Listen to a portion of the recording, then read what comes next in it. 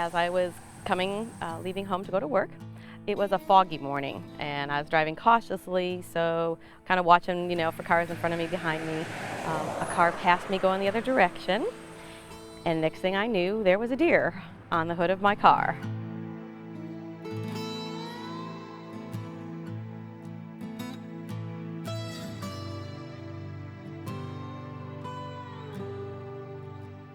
It happened so fast, I really didn't have time to react, but we kind of have this family motto we've always talked about: when there's something in the road, you don't avoid it. You don't, it's better to go towards the animal than towards the tree, because the animal is more likely to move. So, I always think when I see it, just drive through, drive through, drive through. And so I just continued driving. I really didn't have time to react.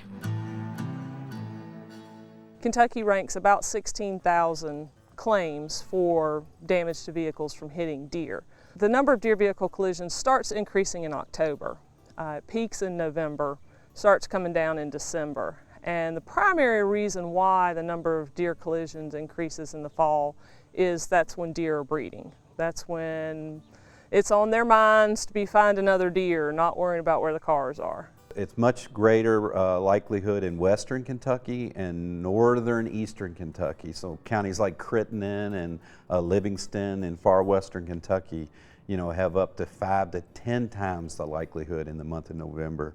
And up in northern Kentucky, we see the same thing. The most likelihood is at dusk and dawn. If you're traveling a road that's tree-lined, you need to be really careful at dusk and dawn. Deer, like any other creature, are going to look to cross a road where they feel safest.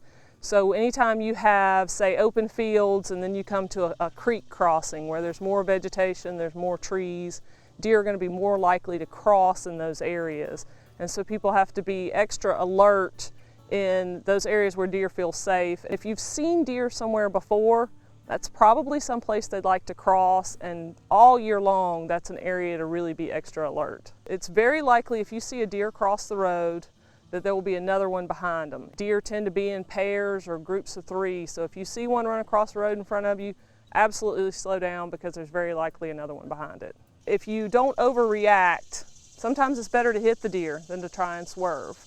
And if you do hit a deer, make sure everybody's okay. And the bottom line is the best way to reduce vehicle collisions is for drivers to be alert and to slow down. There's just no substitute for that.